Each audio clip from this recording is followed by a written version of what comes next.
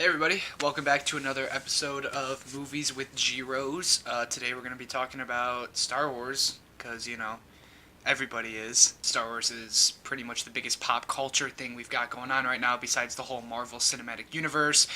Both owned by Disney, but, I'm sure that's no big deal.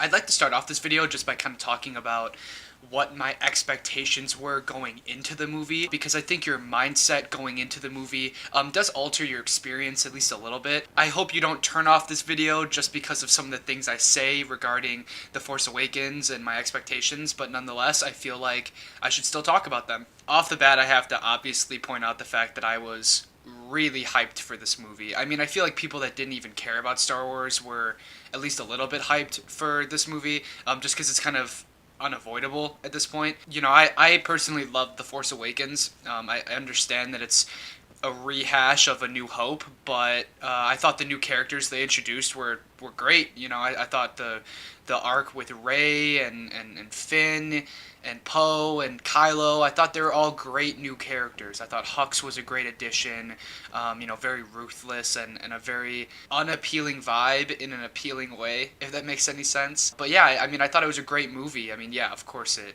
was basically the same plot line as A New Hope, but I saw it more as a parallel. And I wasn't really bored throughout the film, but it still posed some deeper questions and set up some really, really interesting things that I was really excited to see pay off in The Last Jedi. Specifically, I was really hoping they would finally dive into Leia having control over the Force, because they never have really touched on that before. I was really excited to see who Snoke is, and is he related to anyone else in the universe? Is he somehow related to Darth Plagueis and Palpatine? You can't have this giant villain without some sort of backstory. So I was very excited for that. And then, of course, Rey's lineage, her parents, her grandparents.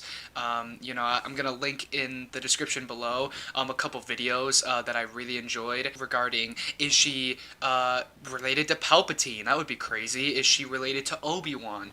The Obi-Wan theory actually makes a ton of sense, considering Disney is putting out an Obi-Wan standalone film very soon. There was a lot to be excited for, a lot of questions to be answered in this new installment, and so I've been waiting around for the past 2 years to see this movie.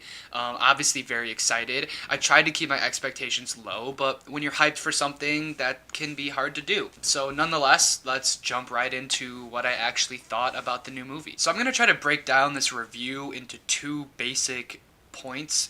I'm going to break it down into the story of the actual movie, and then the structure of the movie, how the movie was actually made. So, first of all, for the story, we gotta talk about the characters, right? I feel like the characters really weren't developed enough. Specifically the characters that we have already seen in The Force Awakens. And I'm just going to take it character by character, because I feel like that's the easiest way to do it. And let's start off with my baby girl Rey.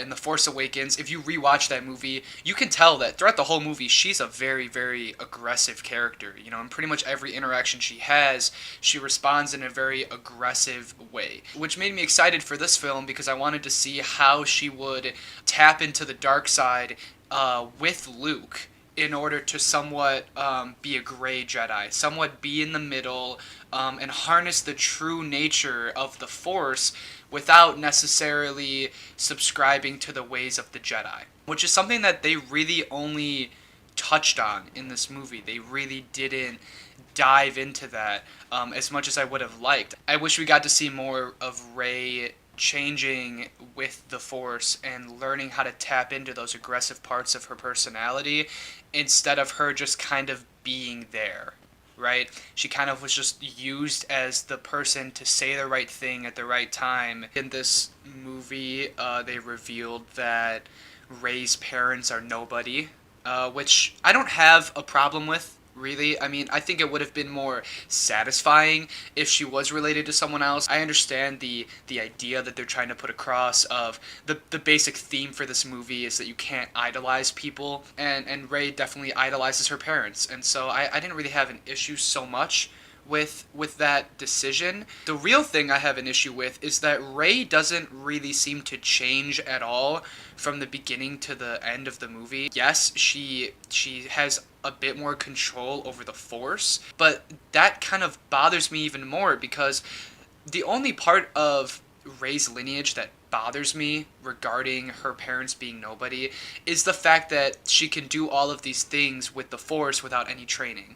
I mean, you look at Anakin Skywalker, and yeah, his mom was not skilled in the Force. I don't even know if she had any control over the Force. She probably didn't. But Anakin received training before he could do the things that he could do. And in The Force Awakens, we see Rey resist mind probes. We see her alter people's minds. We see her lift rocks in this movie and meditate and do all these crazy things that should require more training.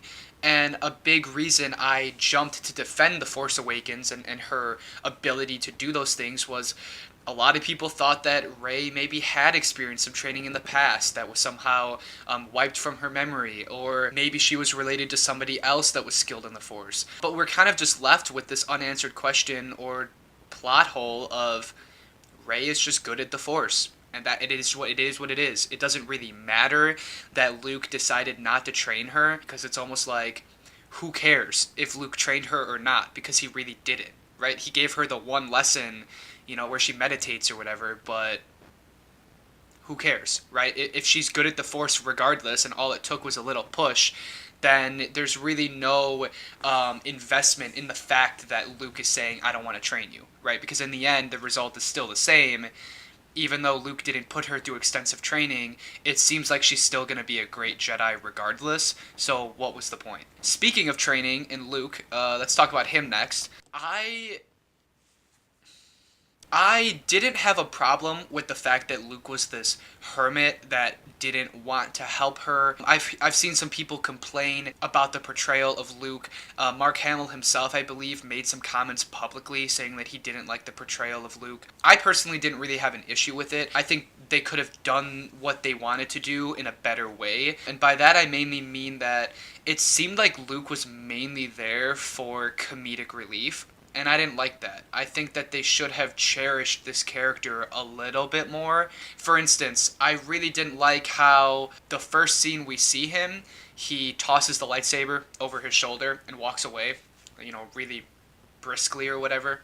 Again, I don't have an issue with this dismissive Luke. It's just they should have done it in a way that didn't soften the more dramatic parts of the movie, which is something I'm going to touch on more later. But I mean, that scene basically ruins the ending of The Force Awakens. I mean, just look at this scene. It's dramatic, Luke looks like he's about to cry, It's inconsistent with how he reacts in the new movie, because why would he be in the verge of tears and emotion if his whole character in The Last Jedi is, I don't really care? And I think this is indicative of a larger issue regarding director switches, which I'll talk about more later in the structure part of this review. Again, don't have an issue with the direction they took the character in regards to how he treats the Force, how he treated Kylo. I think all of those things are great. But, did we really need to see him drink steaming hot titty milk and then give a pedo smile to Rey?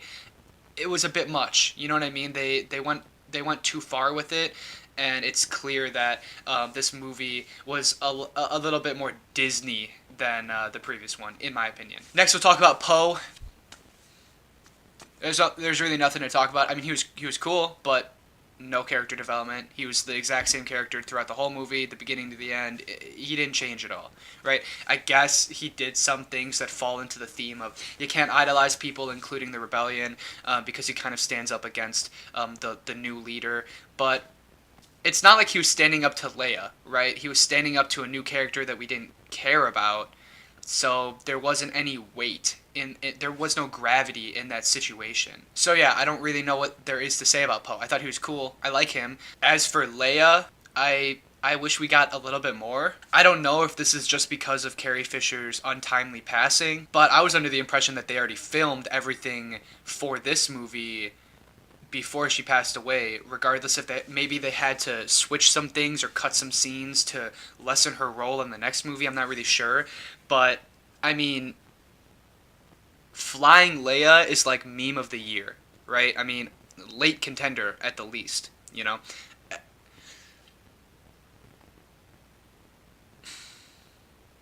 I mean, that scene was just. Where was the explanation for it? Why? I don't think a single character commented on it. Why did no one, not a single person, thought that was interesting to, hey, how did you do that?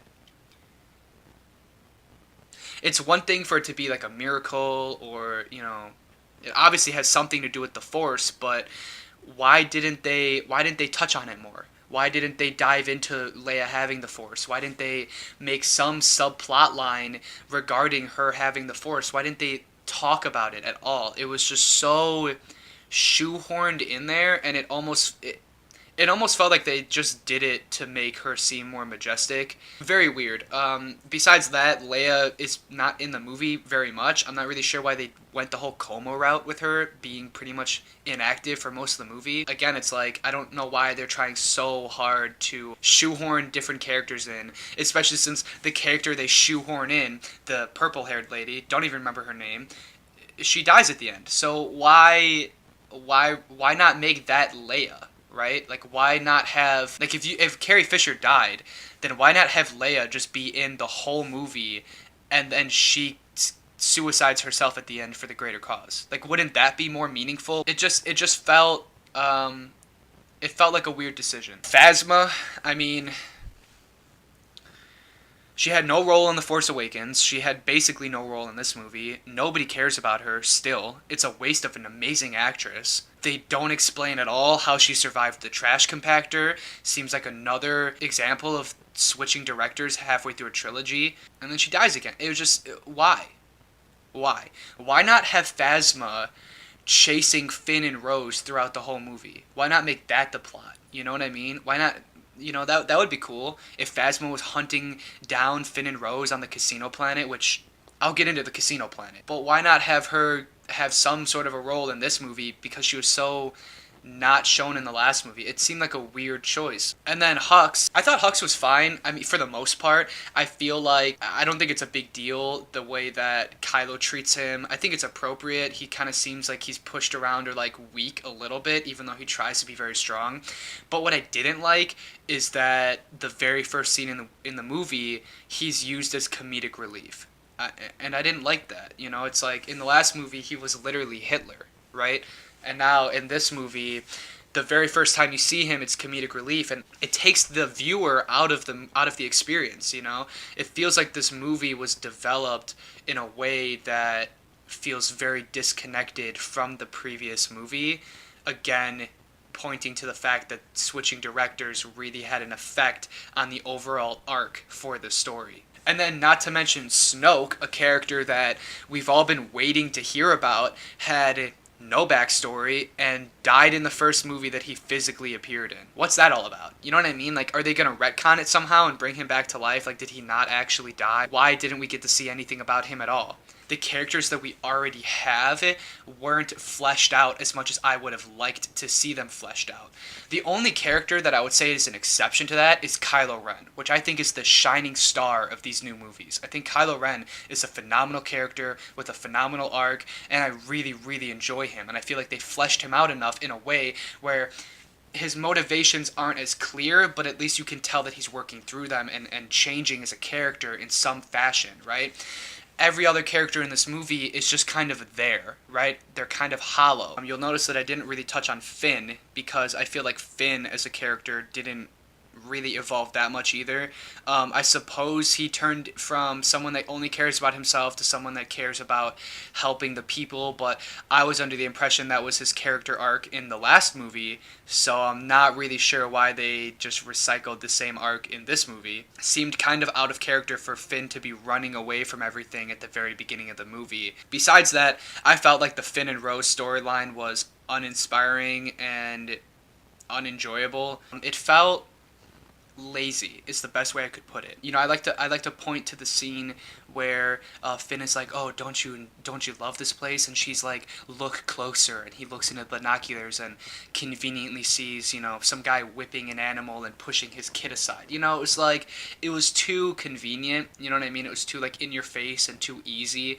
And I don't understand why they shoehorned this 30-minute plot of bashing on capitalism, right? It felt like the prequels. It felt like they were trying to build the world, but they didn't make an effort to meaningfully connect it to the rest of the story, right? I mean, like it or not, the story is about the rebellion and the Skywalkers. And I understand that they were there to find a code breaker to help the rebellion, but I don't know, something about the way it was done, every single time their plot came on screen, I was just waiting for it to end. Additionally, their romance seemed very shoehorned. Let's not forget, at the end of the movie, like, Finn kisses Rose, right? It's like, I don't know, the whole plot line felt unnecessary, and I honestly feel like if they cut out most of that plot, it would have given the rest of the movie some time to breathe.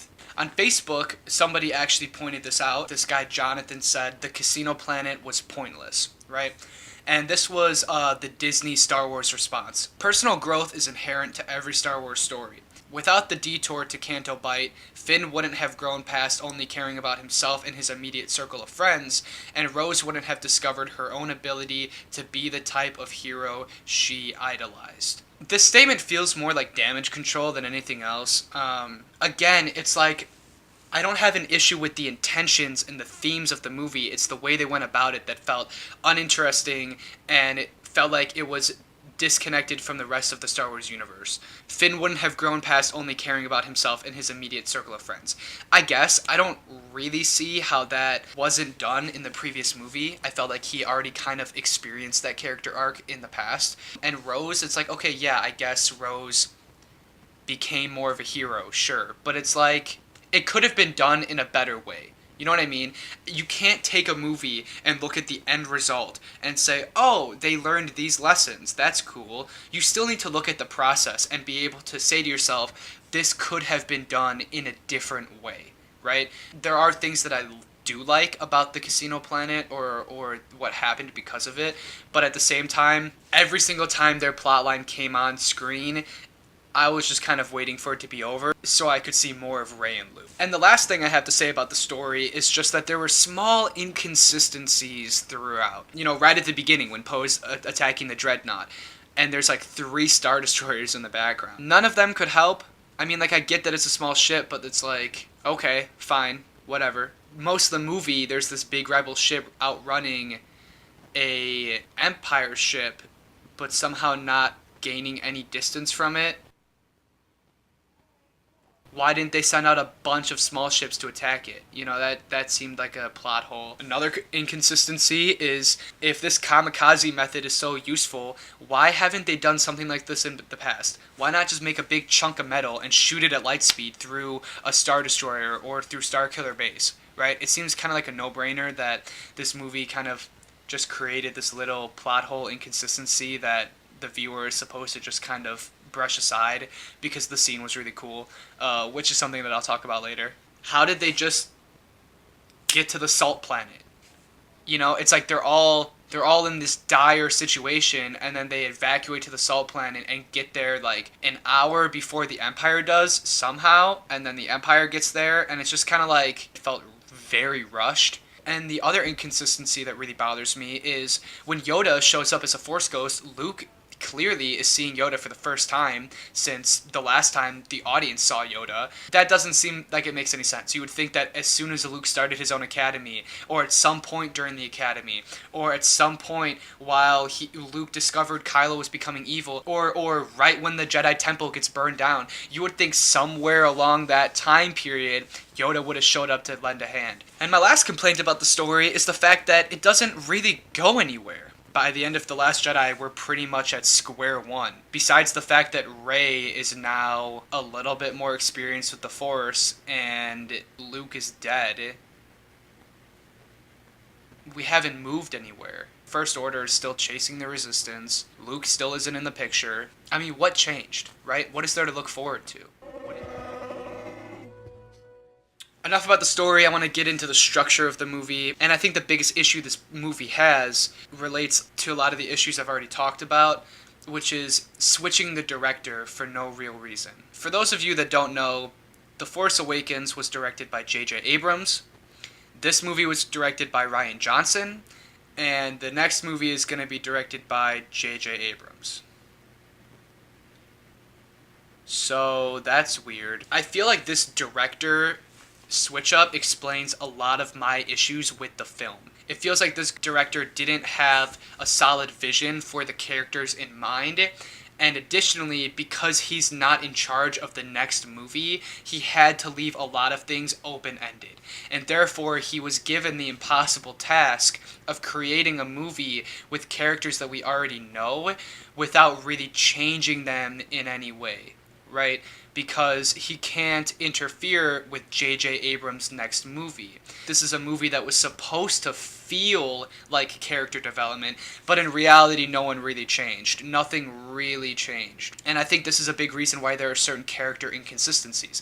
Why does Luke change so much from the end of The Force Awakens to The Last Jedi? Why is it that Hux is seen as comedic relief in this movie, but in the last movie was used more so as an authority figure? In preparation to see this movie, I rewatched the movie Looper, Rian Johnson's arguably most popular film. And I was really excited after I watched Looper. Looper is a very dark movie that has a lot of references to the Star Wars universe. They drive similar cars, they have similar force powers regarding telekinesis. It's a movie that you can watch and you can say, oh, I could see this being related to Star Wars, right? But that movie was dark and emotional and edgy and had a satisfying ending and satisfying character arcs, and I felt like none of that was actually applied to The Last Jedi. The Last Jedi feels very lighthearted, very easily digestible. It feels like it was created to appeal to the most amount of people possible, including the kids, right? And I think that really messed with the pacing of this series. And honestly, the more and more I think about this movie, the more I think it really comes down to the dialogue choices that were made. I feel like the dialogue is really where this movie suffered. Dialogue is an issue that most moviegoers don't fully digest. A lot of people that I talk to that don't watch movies to analyze them don't really understand the difference between good acting and bad acting. They don't really understand the difference between good dialogue and bad dialogue. They simply know if they like something or they don't like something, which is fair, right? Not everyone is supposed to be sitting here analyzing and nitpicking like I'm doing right now. But a huge issue that I had with the dialogue in this movie is the fact that so many things were over-explained. For example, Rose and Finn are talking about shutting down the tracking system so that they can get away. And they explain this, they go through all of this explanation, they kind of reiterate themselves in their own conversation, right? And then the next scene is literally Poe saying, okay, say it again but simpler. It felt like a very cheap mechanic to just drive a point home to either the kids in the audience or the people that don't like sci-fi stuff. And this is done multiple times throughout the movie, like near the end on the Salt Planet when they're like, oh, we have the battering ram cannon. And Poe is like, what does that do? It's a battering ram, dude. It busts open the door. And the other thing that a lot of people are complaining about this movie, and I would agree, is there's too much comic relief. I'm perfectly okay with a Star Wars movie being funny. All the Star Wars movies so far have been funny and have had comedic relief. That's not the issue I have here. The issue I have is that comedic relief was added in nearly every single dramatic scene to the point where it really didn't need to be. Besides for the throne room scenes, which I will talk about later, because I really do want to talk about that stuff. But, the first time we see Luke, he throws the lightsaber over his shoulder. You got Rey cutting the stone and the thing smashing the cart. You've got Luke drinking the titty milk. You've got, at the end, when all those lasers hit Luke and he brushes his shoulder off. When Rey and Kylo are talking through the Force and Rey is like, oh, can you put a shirt on? When Finn and Rose are in the jail and the Codebreaker shows up. It's just consistently, every single time there was a dramatic scene in the movie, there was a little, comedic relief added in there. It bothered me. It felt like they weren't taking the plot seriously, and it felt like they were trying to appeal to the people that don't like Star Wars, but in reality they should have doubled down and made this movie more serious and a little bit more invested. This movie really felt like an Avengers movie at times, because there were so many of these moments, and I think that a lot of people kind of forget about a lot of these moments while they're watching the movie, because that's what they're designed to be there for. These little moments aren't meant to be remembered. They're meant to be little moments that kind of keep you going because they're scared that you're going to get bored. Right? And there's so many moments when something crazy is happening, something's exploding, they're trying to escape something, and then there's a cutaway to Finn and Poe, or Finn and Rose, or Luke, or Rey, or Hux and Kylo, and there's a cutaway of a one-liner. It's consistently throughout the movie, and it messes with the pacing. And pacing is the next thing I'm going to talk about. The pacing in this movie is just not good. I felt like because they were trying to cut back and forth between this serious-ish plot between Luke, Kylo, and Rey, pretty serious, emotional plot, and this lighthearted adventure between Finn and Rose, it took me out of the experience. I didn't care enough about either of them, because every single time something would happen serious-wise, it would take you out of it and put you into something funny, and then take you out of it and put you into something serious. And it made me not really feel invested in those serious parts of the movie, because they didn't feel earned. It didn't feel like we were working up to them. It felt like we were getting small bits of both sides until they both climaxed and then the movie was over. Right? Take Looper, for example. This is a movie which is consistently the same tone throughout the movie. It has comedic relief. It lets you breathe sometimes from the emotional plotline, but nonetheless, the tone is consistent throughout the movie, so the pacing feels earned, right? And at the end of the movie, when something crazy happens, it feels earned, right? It has a more profound impact on the viewer. I really feel like this movie suffered additionally from too many action scenes and too much CGI. There was a little bit too much of it, right? There was just a little bit too much action and not enough story. I felt like almost every other scene was someone fighting something, right? Or someone running away from something. It didn't feel developed. There's this great comment I found on Reddit. This guy says, "I love the movie, but would have been happy to have the entire movie focus on Rey, Kylo, and Luke. Every time the story cut away from them, I found myself getting slightly bothered because their storyline was just so damn interesting. Mark Hamill was magnificent, and I missed Luke a lot, but the story between Kylo and Rey's characters really stole the movie for me. I just want to add that the movie felt rushed, which it had to be with all the storylines. In my opinion, if they had cut a few scenes, it would have given the movie a bit more time to breathe and given more gravity to certain scenes." This other person comments and says, "I agree. I felt the Finn and Rose segments weren't really interesting. It certainly killed the pacing. I would have been happy to hear about the Force and the Jedi. We were also under the impression that this would delve into new Jedi needing to attain balance between light and dark. Instead, that was only alluded to in what Rey said and the mural in the temple, which looked a lot like Snoke, by the way." And this agrees with a lot of the stuff that I've said already. I mean, I feel like they should have talked more about the Force and the moral dilemma between tapping into the dark side of the Force, which isn't talked about at all. Luke is pretty much just against the dark side of the Force, and Rey doesn't really combat that in any significant way. And because they had to shoehorn in all these other storylines, the actual dramatic and important parts, Rey being in the throne room, Luke fighting Kylo at the end, all of these very dramatic scenes felt a little less investing because of the fact that they're sandwiched in between two funny moments, right? If you take an action funny, and put something dramatic in the middle, you're not as invested in it because the viewer is constantly switching between different tones, right? Different moods. And the last thing I want to talk about is I felt like the music was off at a lot of different points.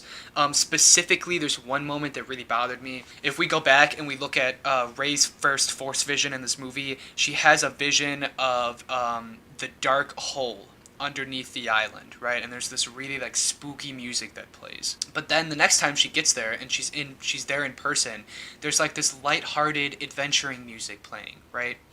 and it felt off, right? And there were a couple other moments in the movie where something dramatic was happening and the music didn't really mirror that feel. And then when she falls into the hole, I was expecting her to immediately like fall into like a force vision, but instead she kind of just like falls into some water, climbs up on a ledge, and then walks over to the spooky mirror, right? And it's like I felt like because the build-up wasn't substantial, it wasn't like really spooky like it was in that Force Vision.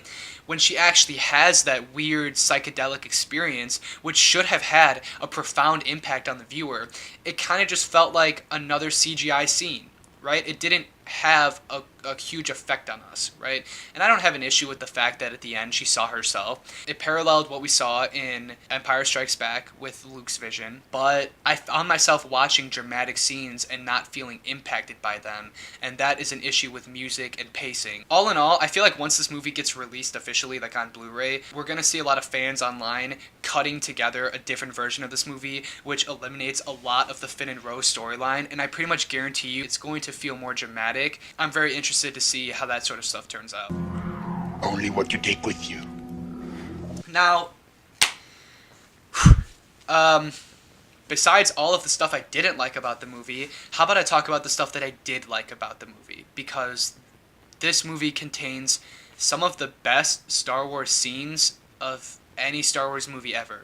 And I think that's why so many people are so conflicted about this movie. All of the stuff between Luke and Kylo was really cool, and seeing the 3 different perspectives of their interaction was unbelievably cool, right? And seeing, how Kylo and Luke both reacted and thought about that situation, and seeing Luke with the green lightsaber, it was very, very interesting. The dynamic between Rey and Kylo in this movie is, in my opinion, the best character dynamic we've ever seen in the Star Wars saga. All of the times where they were talking to each other through the Force but not actually in the same room was my favorite parts of the movie, and in my opinion they stole the show. The sound design for those scenes was actually on point, and I really, really think that the movie would have been better if they focused more on Kylo and Rey.